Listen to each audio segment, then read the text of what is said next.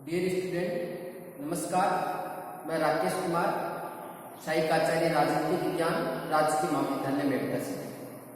जैसा कि हमने पूर्व वीडियो में मौलिक अधिकारों के अंतर्गत शोषण के विरुद्ध अधिकार के बारे में अध्ययन किया था, आज हम धार्मिक स्वतंत्रता के बारे में अध्ययन करेंगे।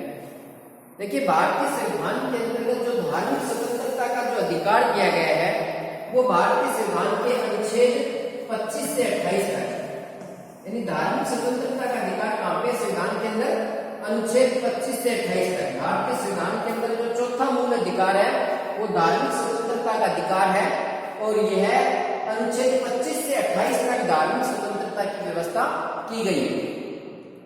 अब देखिए, भारतीय संविधान है वो एक पंथ निरपेक्ष राष्ट्र है। संविधान के अंदर देश को किस प्रकार का राष्ट्र घोषित किया गया है? पंथ निरपेक्ष। मूल संविधान के अंतर्गत ये जो भारतीय संविधान की प्रस्तावना थी उसमें पंथ निरपेक्ष शब्द नहीं था। 42वें संविधान संशोधन 1976 के द्वारा भारतीय संविधान की प्रस्तावना में जब संशोधन किया गया तो 3 शब्द जोड़े गए थे प्रस्तावना के अंतर्गत। एक शब्द जोड़ा गया था समाजवादी, एक शब्द था पंथ निरपेक्ष, और एक शब्द था अखंडता। ये 3 शब्द संविधान की प्रस्तावना में 42वें संविधान संशोधन 1976 के द्वारा जोड़े गए थे। तो इसमें एक शब्द पंथ निरपेक्ष भी जोड़ा गया था भारतीय संविधान की प्रस्तावना में। अब देखिए, अनुच्छेद 25 से 28 तक भारत के अंदर धार्मिक स्वतंत्रता है, यानी अनुच्छेद 25 से 28 में जो 4 अनुच्छेद है 25, 26, 27, 28, इन 4 अनुच्छेदों के अंदर हमें धार्मिक स्वतंत्रता दी गई है। इन अनुच्छेदों से पता चलता है कि भारत एक पंथ निरपेक्ष राष्ट्र है, और भारतीय संविधान की प्रस्तावना में भी राष्ट्र को पंथ निरपेक्ष राष्ट्र घोषित किया गया है। अब देखिए, पंथ निरपेक्ष राष्ट्र का क्या मतलब है? पंथ निरपेक्ष राष्ट्र का मतलब है ऐसा राष्ट्र जिसका कोई राजकीय धर्म ना हो, धर्म के आधार पर राज्य अपने नागरिकों से कोई भेदभाव नहीं करता हो, और राज्य के अंतर्गत प्रत्येक धर्म के अनुयायियों का सम्मान किया जाता हो, प्रत्येक धर्म के लोगों को अपने धर्म के अनुसार आचरण करने की आजादी हो, अपने धर्म का प्रचार प्रसार करने की आजादी हो, अपने धर्म से संबंधित अन्य जो संस्थाएं हैं या जो कार्य हैं यदि उनको संपादित करने की आजादी किसी राष्ट्र के अंदर नागरिकों को दी जाती है तो ऐसा राष्ट्र पंथ निरपेक्ष राष्ट्र कहलाता है। पंथ निरपेक्ष राष्ट्र वो राष्ट्र होता है जो धार्मिक मामलों के अंदर तटस्थ होता है।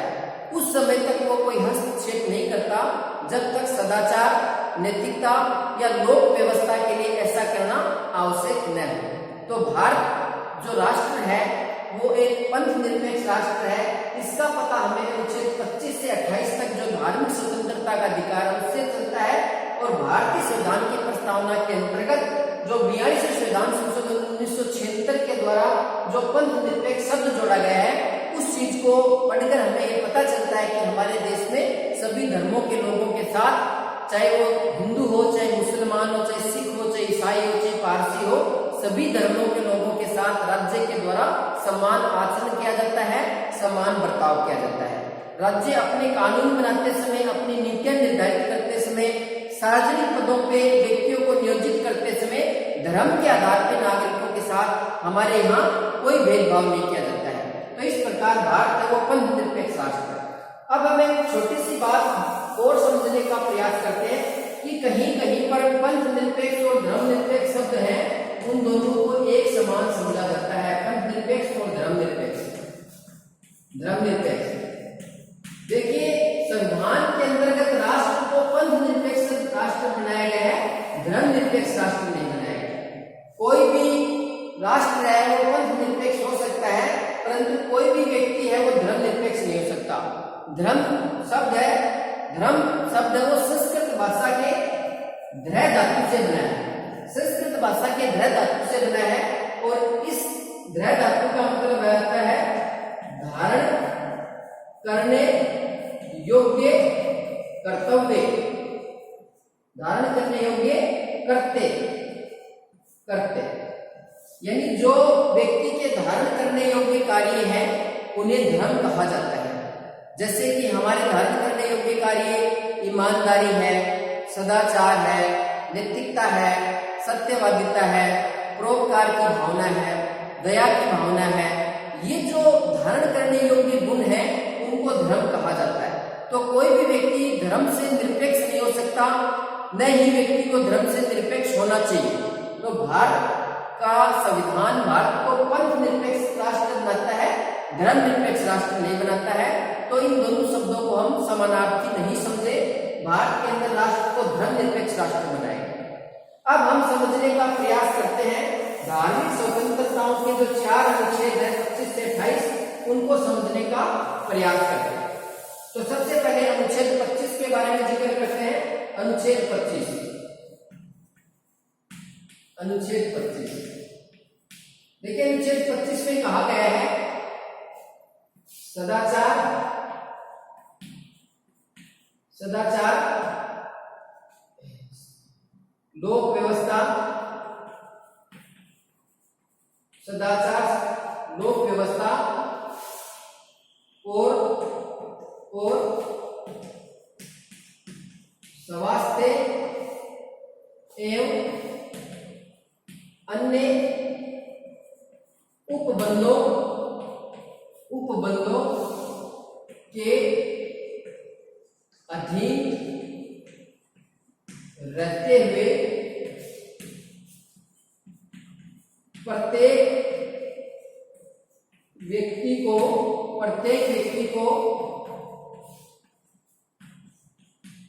किसी भी धर्म को अंगीकार करने का, किसी भी धर्म को अंगीकार करने का,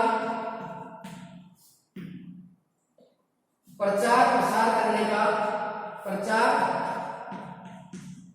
प्रसार करने का या अन्य कोई धार्मिक कार्य करने की आजादी होगी। देखिए, अनुच्छेद 25 ये कहता है कि सदाचार,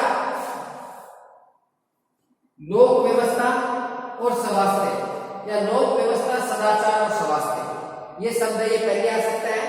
लोक व्यवस्था, सदाचार और स्वास्थ्य तथा अन्य उपबंधों के अधीन रहते हुए, तथा अन्य उपबंधों के अधीन रहते हुए प्रत्येक व्यक्ति को किसी भी धर्म को अंगीकार करने का, किसी भी धर्म को अंगीकार करने का, किसी भी धर्म का प्रचार प्रसार करने का या किसी भी कोई भी धार्मिक कार्य करने की आजादी होगी।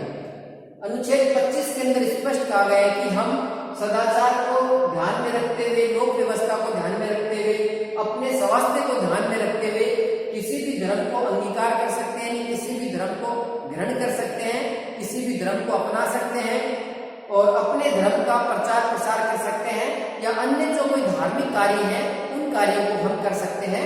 ये बात संविधान के अनुच्छेद 25 के अंतर्गत कही गई है। यानी किसी भी धर्म को हमें अंगीकार करने का अधिकार दिया गया। अंतःकरण की आजादी इस अनुच्छेद के अंतर्गत हमें दी गई है। कोई भी व्यक्ति अपनी इच्छा के अनुसार किसी भी धर्म का अनुयायी हो सकता है, किसी भी धर्म में विश्वास रख सकता है, ईश्वर के साथ किसी भी तरह से अपना संबंध स्थापित कर सकता है और अपने धर्म का शांतिपूर्ण ढंग से प्रचार प्रसार कर सकता है। और व्यक्ति प्रचार प्रसार करते समय इस बात का जरूर ध्यान रखेगा कि वो सदाचार का पालन करे, लोक व्यवस्था का पालन करे, अपने स्वास्थ्य का पालन करे। यानी यदि राज्य को सदाचार, स्वास्थ्य और लोक व्यवस्था के लिए राज्य है, वो इस अनुच्छेद के अंतर्गत जो स्वतंत्रता दी गई है उसके ऊपर प्रतिबंध भी लगा सकता है। यानी राज्य स्वास्थ्य के आधार पे, लोक व्यवस्था बनाए रखने के लिए या सदाचार के आधार पे अनुच्छेद 25 में जो धार्मिक स्वतंत्रता का अधिकार दिया गया है उसके ऊपर प्रतिबंध लगा सकता है। इस अनुच्छेद में जो प्रचार प्रसार का अधिकार दिया गया है उसमें एक चीज ये भी सामने आती है कि कोई व्यक्ति अपने धर्म का प्रचार प्रसार तो कर सकता है परंतु किसी भी व्यक्ति को बलात् धर्म परिवर्तन करने के लिए बलात् धर्म परिवर्तन नहीं करवाया जा सकता। यानी आप अपने धर्म का प्रचार प्रसार करके किसी व्यक्ति को यदि प्रभावित कर देते हो, किसी व्यक्ति का हृदय परिवर्तन कर देते हो, तो वो व्यक्ति स्वेच्छा से धर्म परिवर्तित कर सकता है। परंतु किसी भी व्यक्ति को प्रलोभन देके, लोभ लालच देके, डरा धमका के या बलात् तरीके से, जोर जबरदस्ती तरीके से आप किसी भी व्यक्ति का धर्म परिवर्तन नहीं करवा सकते। यदि आप इस तरह से करते हो तो वो संविधान के अनुच्छेद 25 का उल्लंघन माना जाएगा और राज्य है वो उस प्रकार के व्यक्ति के विरुद्ध कार्रवाई कर सकता है। यानी स्वेच्छा से कोई व्यक्ति अपना धर्म परिवर्तित कर सकता है, परंतु बलात् धर्म परिवर्तन की आज्ञा संविधान के अंदर नहीं दी गई। तो ये अनुच्छेद था 25। फिर देखिए अगला अनुच्छेद है अनुच्छेद 26। अनुच्छेद 26 के अंदर क्या है? धार्मिक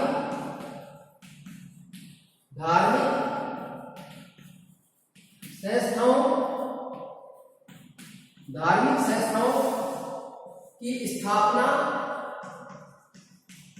और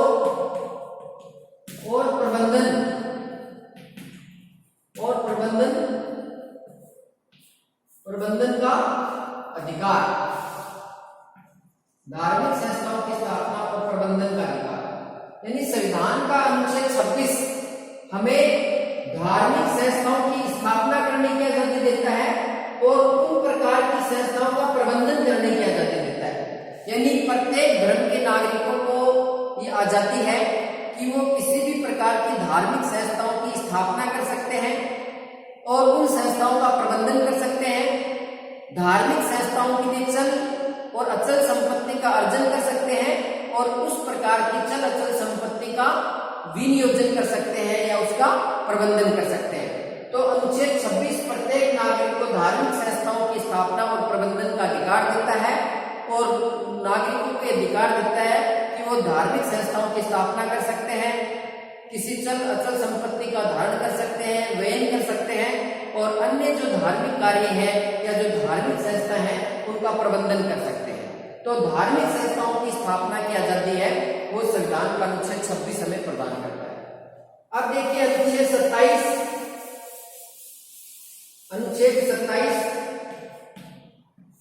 अनुच्छेद 27 कहता है राज्य धर्म के आधार पर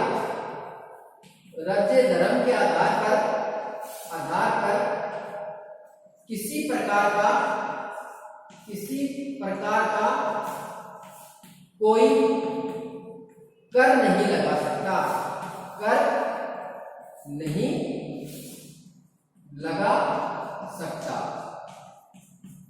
यानी अनुच्छेद 27 से कहता है कि राज्य है वो धर्म के आधार पे कोई कर नहीं लगा सकता। यानी राज्य किसी भी व्यक्ति से धर्म के आधार पे कोई कर है वो वसूल नहीं कर सकता, टैक्स है वो वसूल नहीं कर सकता। राज्य ये नियम नहीं बना सकता कि अमुक धर्म के लोगों से इतना टैक्स लिया जाएगा और इस धर्म के विकास के लिए उस पैसे को खर्च किया जाएगा। यानी धार्मिक आधार पे संविधान के अंतर्गत कर का निषेध किया गया है। धर्म के आधार पे कोई कर नहीं लगाया जा सकता है, भारतीय संविधान के अनुच्छेद 27 में कहा गया है। परंतु इसमें एक बात ध्यान में रखने लायक है कि राज्य धर्म के आधार पे कर नहीं लगा सकता, परंतु किसी धार्मिक कार्य के लिए शुल्क वसूल कर सकता है। शुल्क वसूल कर सकता है। कर तो नहीं लगा सकता राज्य धर्म के आधार पे, परंतु किसी धार्मिक कार्य के लिए कर शुल्क वसूल कर सकता है। शुल्क कर का मतलब होता है कि बिना कोई सेवा दिए किसी से पैसे लेना क्या कहलाता है, और शुल्क का मतलब होता है किसी सेवा के बदले पैसे लेना शुल्क कहलाता है। जैसे कि राज्य यदि किसी धार्मिक अनुष्ठान में या किसी धार्मिक स्थान पे यदि कोई व्यवस्था करता है और उस व्यवस्था के अंतर्गत जो खर्च राज्य के द्वारा उठाया जाता है, तो उस खर्च को पूर्ण करने के लिए राज्य है वो जनता से या उस धार्मिक अनुष्ठान में भाग लेने वाले लोगों से शुल्क वसूल कर सकता है। जैसे राज्य अमरनाथ के अंदर जो यात्रा अमरनाथ यात्रा, यदि उस यात्रा के अंदर राज्य कोई अपनी ओर से सेवा नागरिकों को प्रदान कर रहा है तो उस सेवा के बदले राज्य उनसे शुल्क ले सकता है। राज्य उनसे क्या ले सकता है? शुल्क ले सकता है, परंतु राज्य कर नहीं ले सकता। कर का मतलब है बिना सेवा किए किसी से पैसे लेना। तो धर्म के आधार पर कर नहीं लगाया जा सकता, परंतु राज्य है वो किसी सेवा के बदले शुल्क वसूल कर सकता है, वो कर नहीं माना जाएगा। तो वो संविधान के अंदर नहीं माना जाता। संविधान अनुच्छेद 27 का उल्लंघन नहीं माना जा सकता। अब हम देखते हैं अनुच्छेद 28। अनुच्छेद 28, अनुच्छेद 28 देखिए, अनुच्छेद 28 में कहा गया है कि राजकीय शिक्षण संस्थाओं में, राजकीय शिक्षण संस्थाओं में या राज्य पोषित या राज्य या पूर्णतः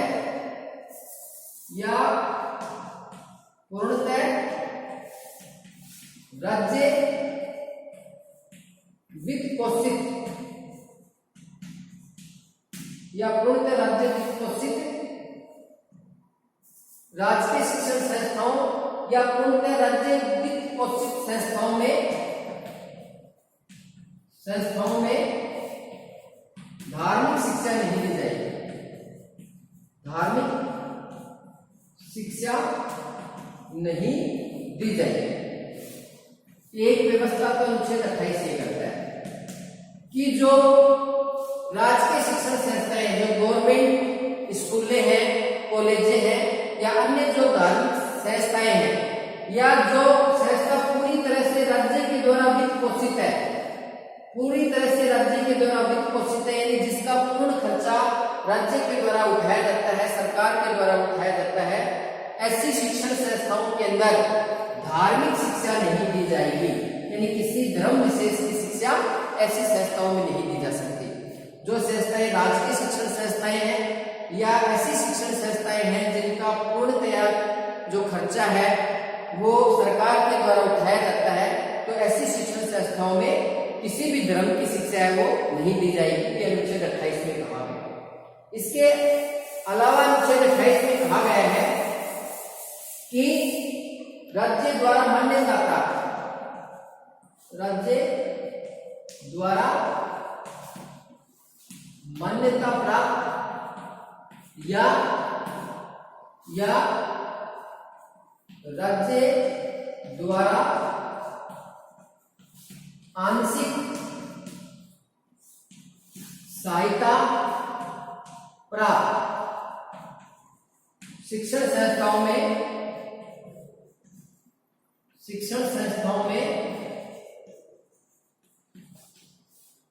किसी बच्चे को किसी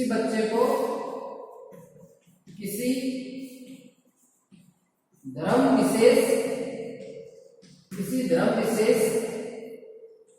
की शिक्षा ग्रहण करने के लिए, किसी धर्म विशेष की शिक्षा ग्रहण करने के लिए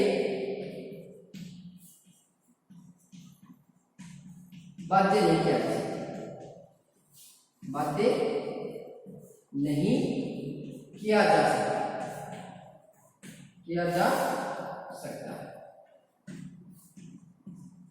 यानी भारतीय संविधान का अनुच्छेद 28 ये व्यवस्था भी करता है कि जो राज्य के द्वारा मान्यता प्राप्त संस्थाएं हैं, राज्य के द्वारा मान्यता प्राप्त या राज्य के द्वारा आंशिक सहायता प्राप्त, यानी जिनको थोड़ी बहुत आर्थिक सहायता राज्य के द्वारा दी जाती है, ऐसी शिक्षण संस्थाओं में किसी बच्चे को किसी धर्म विशेष की शिक्षा ग्रहण करने के लिए बाध्य नहीं किया जा सकता।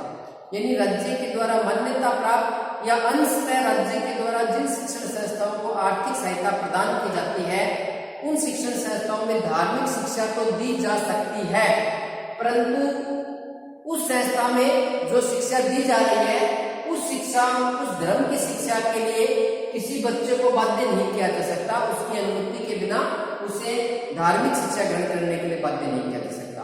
यदि बच्चा अवयस्क है, 18 वर्ष से कम आयु का है, तो ऐसी स्थिति में उसकी अभिभावक की अनुमति के बिना बच्चे को धार्मिक शिक्षा है वो नहीं दी जाएगी। यानी राज्य के द्वारा मान्यता प्राप्त या आंशिक सहायता प्राप्त शिक्षण संस्थाओं में धार्मिक शिक्षा दी जा सकती है, परंतु उस धार्मिक शिक्षा के लिए किसी बच्चे को बाध्य नहीं किया जा सकता। और यदि बच्चा अवयस्क है तो उसके अभिभावक की सहमति के बिना उसे शिक्षा नहीं दी जा सकती। यदि बच्चा सहमत है, अभिभावक सहमत है, तो उसको धार्मिक शिक्षा दी जा सकती है। अब देखिए अनुच्छेद 28 ये भी व्यवस्था करता है कि किसी न्यास के द्वारा या किसी ट्रस्ट के द्वारा, किसी न्यास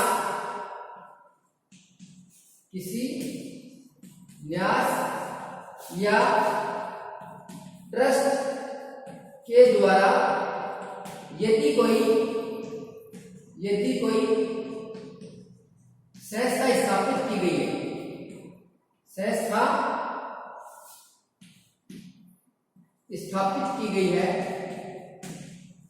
स्थापित की गई है, तो ऐसी संस्था में